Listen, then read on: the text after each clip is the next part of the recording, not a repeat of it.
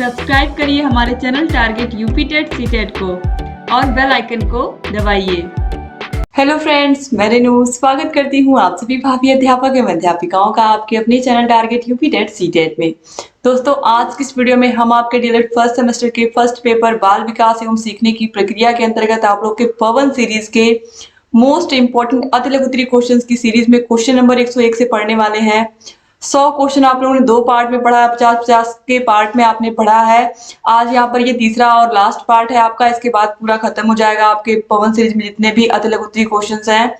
और ये सारे क्वेश्चन आपके एग्जाम के लिए बहुत बहुत महत्वपूर्ण है और इसमें से बहुत सारे ऐसे क्वेश्चन आपको मिलेंगे जो पिछले ईयर्स में पूछे गए हैं। तो इस तरीके से अगर आप इन क्वेश्चंस को रिवाइज करके जाते हैं तो आपका जो प्रीवियस ईयर क्वेश्चन पेपर है उसका भी रिवीजन आप यहाँ पर कर लेते हैं।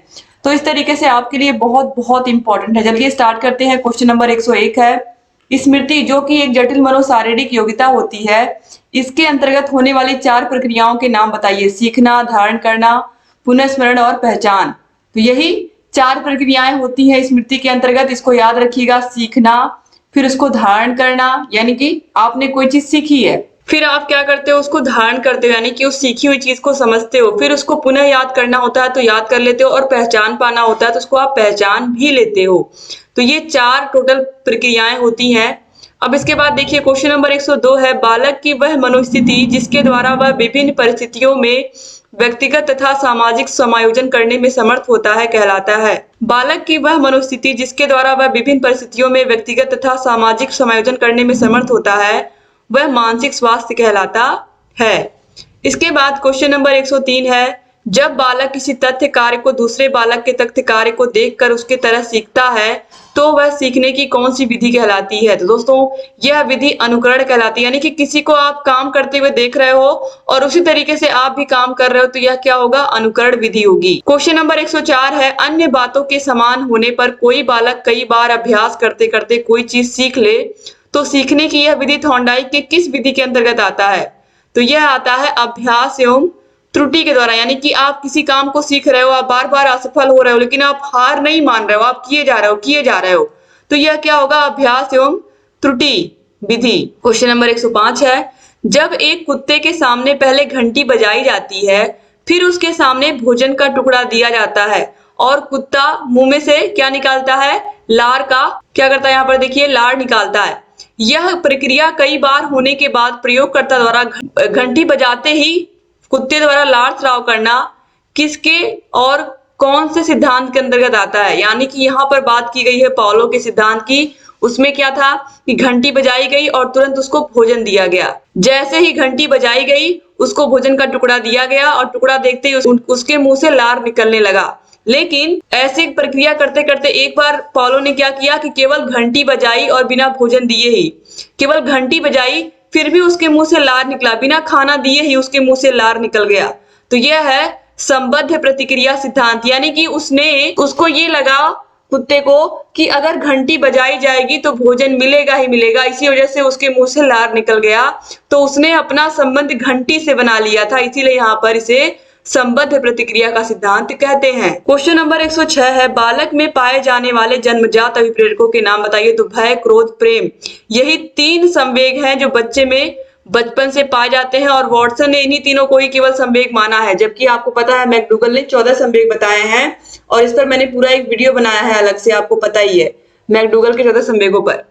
क्वेश्चन नंबर 107 है, वह प्रवृत्ति जो बालक में होने पर किसी वस्तु, व्यक्ति या प्रतिक्रिया के प्रति ध्यान केंद्रित करता है और उससे उसका लगाव हो जाता है कहलाता है, तो इसे हम कहते हैं रुचि। क्वेश्चन नंबर 108 है, अवर्गीकृत या अनग्रुप्ड डाटा प्रदत्त के अंतर्गत विषम संख्या होने पर माध्यिका ज्ञात करने का सूत्र क्या होता है। m = n+1/2वां पद, यही फॉर्मूला लगाते हैं हम। इसके बाद क्वेश्चन नंबर 109 पर आते हैं, मानसिक आयु बटे वास्तविक आयु गुणे 100 से किसका मापन करते हैं। कितना आसान क्वेश्चन पूछा है, इससे हम IQ का मापन करते हैं, बुद्धि लब्धि का मापन करते हैं। बुद्धि लब्धि बराबर मानसिक आयु बटे वास्तविक आयु गुणे 100। क्वेश्चन नंबर 110 पर आते हैं, वह मानवीय योग्यता जिसके द्वारा व्यक्ति किसी नवीन रचना विचार को प्रस्तुत करता है कहलाता है।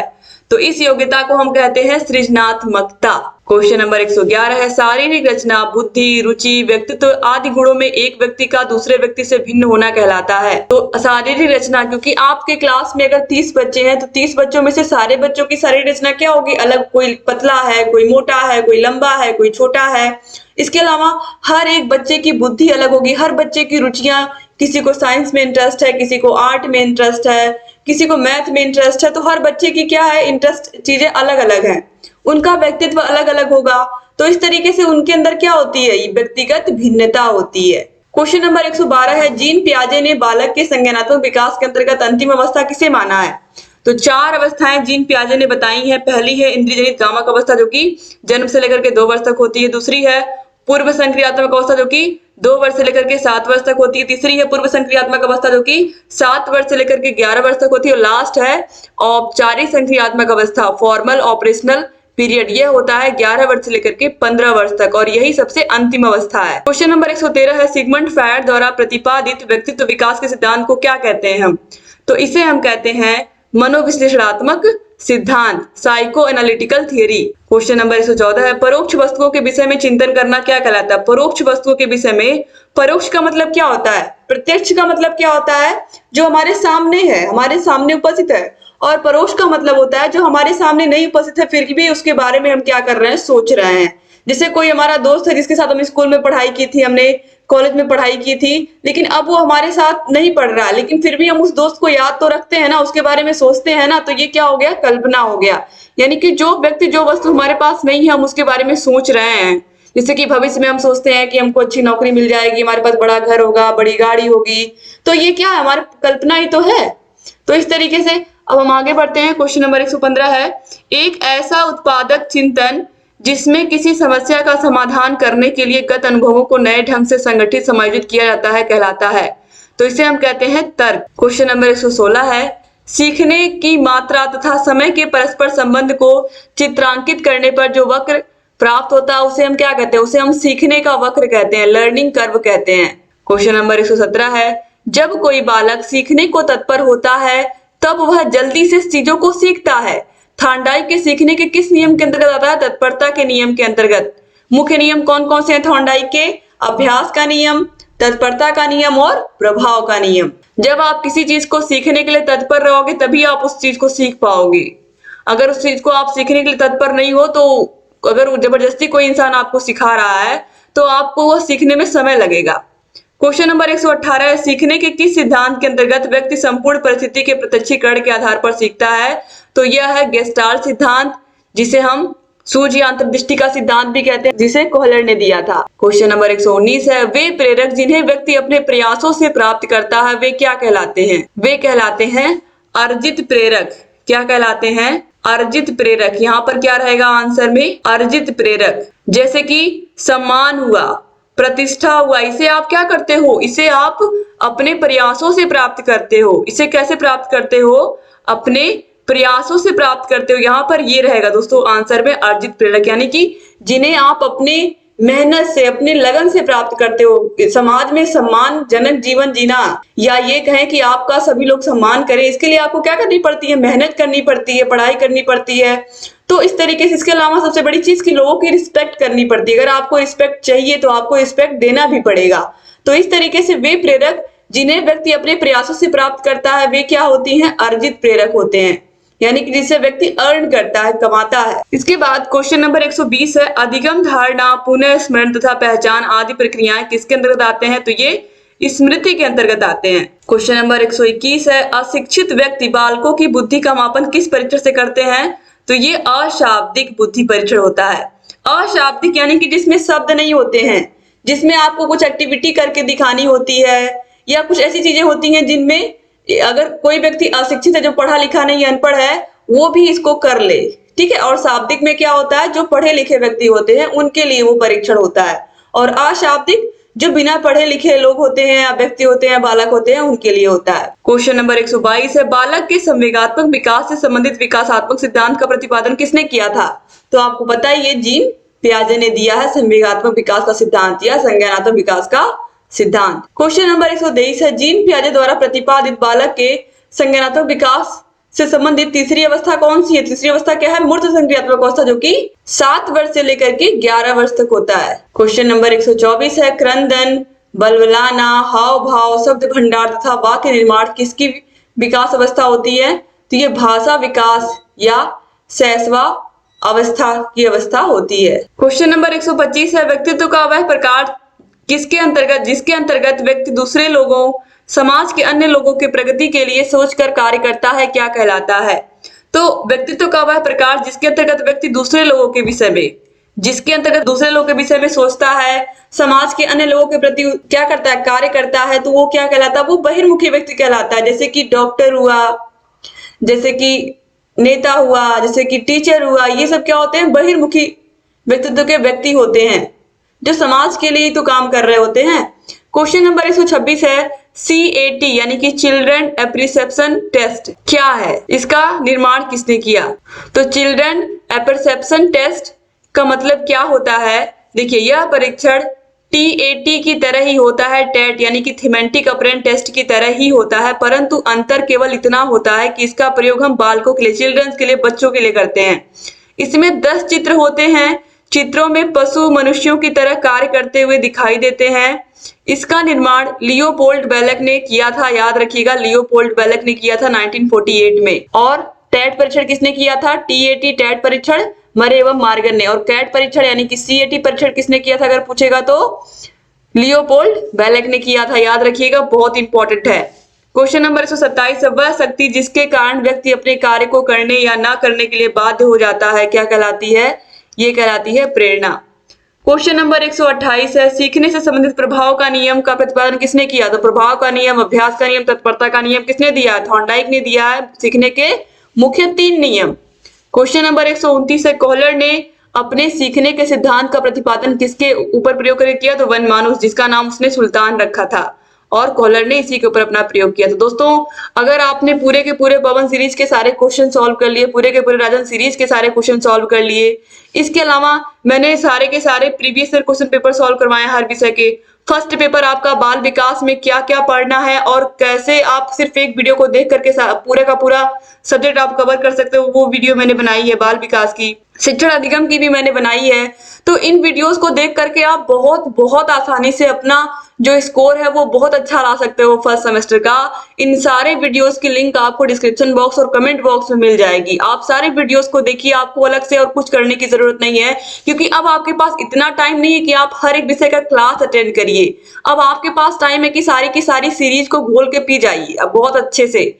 और इसके अलावा आप सारे के सारे वीडियोस जितने मैंने बनाए हैं सब आप देख डालिए, क्योंकि क्लासेस करने का आप समय नहीं है, हर विषय को बस केवल अच्छे से याद करने का टाइम है, ताकि आप एग्जाम में बेहतर स्कोर करके आ पाए। अब देखिए, इसके बाद यहाँ पर क्वेश्चन नंबर 130 है, पाओलो द्वारा अपने प्रयोग में पहले घंटी बजती थी, फिर भोजन दिया जाता था। यह प्रक्रिया कई बार होने पर अंत में क्या पाया गया? अंत में अनुकूलन पाया गया, या फिर ये कहें कि संबद्ध प्रतिक्रिया का सिद्धांत पाओलो ने प्राप्त किया।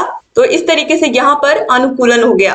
तो दोस्तों, यहाँ पर और मैं आपको याद दिला दूं कि मैंने डीएलएड में कॉपी कैसे लिखें ये वीडियो बनाई है, और ये वीडियो पिछले बहुत सारे जो हमारे भाई बहन हैं जिन्होंने कॉपी लिखी है, जिनके अच्छे नंबर आए हैं, उन्होंने खुद आकर के उस वीडियो पर कमेंट किया है। तो आप लोग प्लीज एग्जाम देने से पहले उस वीडियो को जरूर देख लीजिएगा। डीएलएड में कॉपी कैसे लिखें आप सर्च करोगे, आपको तुरंत मिल जाएगा यूट्यूब पर, और आप उस वीडियो को पूरा देख कर जाएगा। मैंने बहुत अच्छे से एक्सप्लेन किया है, बहुत अच्छे से बताया है। अब चलिए इसके बाद क्वेश्चन नंबर 131 देखते हैं। नियमित दिनचर्या, सबके साथ समायोजन, आत्मविश्वास, संवेगात्मक परिपक्वता और आत्म मूल्यांकन की क्षमता किसका प्रमुख लक्षण है? तो ये अच्छे व्यक्तित्व का, गुड पर्सनैलिटी का। क्वेश्चन नंबर 132 है, जीन पियाजे ने बालक के संज्ञानात्मक विकास के अंतर्गत अनुकूलन क्रिया का विभाजन किन 2 उप प्रक्रियाओं में किया है? तो आत्मसातन और समंजन, यानी कि एसिमिलेशन और एकोमोडेशन। क्वेश्चन नंबर 134 है, सृजनात्मकता से क्या अर्थ है? सृजनात्मकता वह अवधारणा है जिसमें उपलब्ध साधनों से नवीन या अनजानी वस्तु, विचार या अवधारणा को जन्म दिया जाता है। क्वेश्चन नंबर 135 पर आते हैं, व्यक्तित्व की एक परिभाषा लिखिए। तो सबसे अधिक जो सर्वमान्य परिभाषा है वो आल्पोर्ट की है, और आल्पोर्ट ने क्या कहा? व्यक्तित्व व्यक्ति के भीतर उन मनोशारीरिक गुणों का गत्यात्मक संगठन है जो वातावरण के साथ उसका अद्वितीय समायोजन निर्धारित करता है। क्वेश्चन नंबर 136 पर आते हैं, रोड्सा विधि को किस मनोवैज्ञानिक ने आरंभ किया? तो हरमन रोड्सा, याद रखिएगा। क्वेश्चन नंबर 137 है, मध्यमान का उपयोग कब किया जाता है? तो औसत आदि ज्ञात करने के लिए, औसत आदि ज्ञात करने के लिए हम मध्यमान की गणना करते हैं। क्वेश्चन नंबर 138 है, मध्यांक की कोई एक परिभाषा लिखिए। तो जब किसी समूह के प्राप्तांकों को उसके आकार के अनुसार बढ़ते हुए या घटते हुए क्रम में रखते हैं तो श्रेणी के मध्य बिंदु को हम मध्यांक कहते हैं। यह प्राप्तांक न होकर बिंदु होता है जो समूह को दो बराबर भागों में बांटता है, यानी कि दो बराबर भागों में डिवाइड करता है। क्वेश्चन नंबर 139 पर आते हैं, बालक की बुद्धि कब रुक जाती है? तो सोरेनसन के अनुसार नवजात शिशु का शरीर तब तक अभिवृद्धि तथा विकास करता है जब तक वह एक वयस्क शरीर नहीं हो जाता है। क्वेश्चन नंबर 140 पर आते हैं, TAT का संबंध किससे है? थीमेटिक अपरेंट टेस्ट व्यक्तित्व का मापन करता है और इसको किसने बनाया था? मरे एवं मार्गन ने। क्वेश्चन नंबर 141 है, सक्रिय विस्मृति से क्या आशा है? समय के साथ नई विषय वस्तु के सीखने से पुरानी विषय वस्तु का विस्मरण होने लगता है। इस प्रकार यह सिद्ध होता है कि विस्मरण एक सक्रिय मानसिक प्रक्रिया है। दोस्तों, अगर हमारे साथ जो भी घटना हर दिन हो रही है, अगर हम वो हमारे दिमाग में वो सारी बातें रहेंगी तो हम नई बातों को तो सीख ही नहीं पाएंगे। तो इसलिए कुछ कुछ चीजें क्या होती हैं, भूलती हैं, जिससे बहुत सारे जो स्टूडेंट होते हैं वो परेशान भी होते हैं कि हमने अभी ये चैप्टर लर्न किया था, अब एक महीने बाद ये चैप्टर भूल गया, इसको फिर से लर्न करना पड़ेगा, इसको फिर से रिवाइज करना पड़ेगा। लेकिन क्या है, ये एक प्रक्रिया है। जो चीजें क्या है, कुछ चीजें दिमाग से निकलती रहती हैं ताकि नई चीजें हमारे दिमाग में आ पाए। क्वेश्चन नंबर 142 है, अभिप्रेरणा का क्या अर्थ है? अभिप्रेरणा वह शक्ति है जो व्यक्ति के कार्य को गति प्रदान करती है। गुड ने क्या कहा? गुड की परिभाषा बहुत इंपॉर्टेंट है, ये पूछी गई है आप लोगों के यूपी टेट के पेपर में।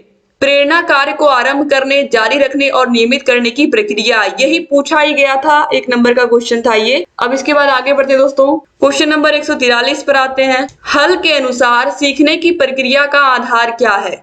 तो हल के सीखने के सिद्धांत का तात्पर्य है कि सीखने का आधार आवश्यकता की पूर्ति की प्रक्रिया है। यदि कोई कार्य पशु या मानव की किसी आवश्यकता की पूर्ति करता है तो वह उसको सीख लेता है। क्वेश्चन नंबर 144 है, सीखने की कोई एक परिभाषा लिखिए। तो वुडवर्थ ने कहा है सीखना विकास की प्रक्रिया है। गेट्स व अन्य ने कहा है सीखना अनुभव और प्रशिक्षण द्वारा व्यवहार में परिवर्तन है। इसके बाद दोस्तों आगे बढ़ते हैं, क्वेश्चन नंबर 145 है, बच्चों के भाषा विकास में अवरोधक 2 कारण लिखिए। तो बच्चों के भाषा विकास में अवरोधक कारण होते हैं उसका स्वास्थ्य, उसकी बुद्धि, सामाजिक आर्थिक दशा, यानी कि किस तरीके से वह बच्चा किस स्थिति में रह रहा है, उसके भाई बहनों का उस पर प्रभाव पड़ता है, द्विभाषीय वातावरण का भी प्रभाव पड़ता है, यानी कि स्कूल में उसको कोई और भाषा बोली जा रही है, खासकर इंग्लिश मीडियम स्कूल में अगर कोई बच्चा पढ़ रहा है, घर पे उसके सब हिंदी बोल रहे हैं, वो इंग्लिश स्कूल में सारे सर टीचर इंग्लिश बोल रहे हैं, उसके सामने कुछ समझ में नहीं आ रहा है। इसके अलावा संगी साथी अथवा समवयस्क समूह। फिर क्वेश्चन नंबर 146 पर आते हैं, बाल विकास के अंतर्गत शैशवावस्था की आयु कितनी होती है? तो आपको पता ही है, जन्म से लेकर के 5 वर्ष या जन्म से लेकर के 6 वर्ष, डॉक्टर जोन्स ने बताया है। क्वेश्चन नंबर 147 है, जन्म के समय शिशुओं के भीतर कितने संवेग होते हैं? तो दोस्तों यहाँ पर देखिए कंफ्यूज करने का काम किया गया है। बस आपको क्या ध्यान रखना है, भय, क्रोध और प्रेम, यही 3 आपको दिमाग में रखना है। ये मत रखिएगा वरना आप कंफ्यूज हो जाएंगे। वैसे बच्चे के अंदर ये भी होता है, लेकिन अगर एग्जाम में पूछा जन्म के समय बच्चे के अंदर कौन से संवेग होते हैं तो आपको भय, क्रोध और प्रेम ही याद रखना है। ठीक है। क्वेश्चन नंबर 148 दोस्तों, यहाँ पर बहुकारक नहीं बल्कि समूह कारक सिद्धांत रहेगा। समूह कारक सिद्धांत किसने दिया है? तो बुद्धि का समूह कारक सिद्धांत दिया है कैली एवं थर्स्टन ने, और मुख्य रूप से थर्स्टन ही आपको देखने को मिलेंगे, कैली बहुत कम जगह देखने को मिलते हैं, तो याद रखिएगा। क्वेश्चन नंबर 149 है, अंतर्मुखी व्यक्तित्व से क्या तात्पर्य है? तो अंतर्मुखी व्यक्तित्व का जो व्यक्ति होता है, यहाँ पर आप देखिए जिसका स्वभाव जो होता है, आदतें व गुण बाह्य रूप से प्रकट नहीं करते हैं। ये व्यक्ति अपनी आदतें, अपने गुण बाहरी रूप से प्रकट नहीं करते हैं। ये आत्म केंद्रित होते हैं, यानी कि अपने में ही मस्त रहते हैं, दूसरे से उतना मतलब नहीं रहता है और अपने में ही खोए रहते हैं ये। इसके बाद क्वेश्चन नंबर 150 है, सामान्य बौद्धिक स्तर के बालक की बुद्धिलब्धि कितनी होती है? तो सामान्य स्तर के बालक की जो बुद्धिलब्धि होती है टर्मन के अनुसार 90 से 109 या 90 से 110 होती है, याद रखिएगा, बहुत इंपॉर्टेंट है। क्वेश्चन नंबर 151 है, बुद्धि परीक्षण के लिए प्रयुक्त होने वाले TAT परीक्षण का निर्माण किसने किया? तो किसने किया था? आपको पता है, ये मरे एवं मार्गन ने किया था 1935 में। इसे हम प्रासंगिक अंतर्बोध परीक्षण या थीमेटिक अपरेंट टेस्ट भी कहते हैं। क्वेश्चन नंबर 152 है, बालक के कोशों एवं पेशियों में समय के साथ साथ होने वाला वह परिवर्तन जिसके कारण वह निश्चित समय पर ही कोई कार्य करने के योग्य होता है,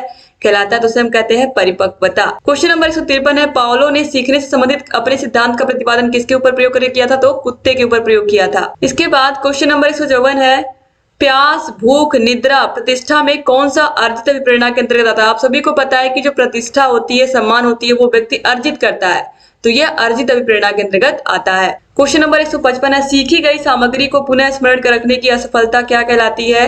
तो ये कहलाती है विस्मृति। क्वेश्चन नंबर 156 है, किसी अवर्गीकृत पदार्थ में सबसे अधिक बार आने वाली संख्या क्या कहलाती है? सबसे अधिक बार आने वाली संख्या कहलाती है आवृत्ति। दोस्तों, अवर्गीकृत पदार्थ में सबसे अधिक बार आने वाली जो संख्या होती है वह कहलाती है बहुलक। क्या कहलाती है? बहुलक कहलाती है। जैसे 6, 7, 5, 7, 8, 13, 15, 7। इस तरीके से आप देखिए इसमें सबसे अधिक बार कौन सी संख्या रिपीट हुई है? तो आप देखोगे 7 रिपीट हुआ है, तो 7 क्या हो गया? इसमें बहुलक हो गया। दोस्तों, इस तरीके से यहाँ पर आपने देख लिया टोटल जितने भी क्वेश्चन थे आपके लघुत्तरी पवन सीरीज के कंप्लीट हो गए। तो इस तरीके से आपके राजन सीरीज के भी सारे क्वेश्चन कंप्लीट हो गए और पवन सीरीज के भी सारे क्वेश्चन मैंने कंप्लीट करा दिए हैं। बहुविकल्पी लघुत्तरी आप सभी को देखिए, इस वीडियो को अधिक से अधिक अपने कॉलेज फ्रेंड्स को शेयर करिए और अगर चैनल को सब्सक्राइब नहीं किया तो प्लीज सब्सक्राइब कर दीजिए। आप हमारे टेलीग्राम से जरूर जुड़िए। टेलीग्राम का लिंक आपको डिस्क्रिप्शन बॉक्स, कमेंट बॉक्स में मिल जाएगा और आपको सारे वीडियोस की नोटिफिकेशन सही समय पर वहां पर पहुंचेगी। कोई भी वीडियो आप मिस नहीं करोगे। डिस्क्रिप्शन बॉक्स, कमेंट बॉक्स में आपको सारे के सारे विषयों की लिंक मिल जाएगी। आप फर्स्ट सेमेस्टर के सारे विषयों को देख सकते हैं और जहां कहीं कोई भी डाउट हो हमसे पूछ सकते हैं। चैनल से बने रहिए दोस्तों। जय हिंद।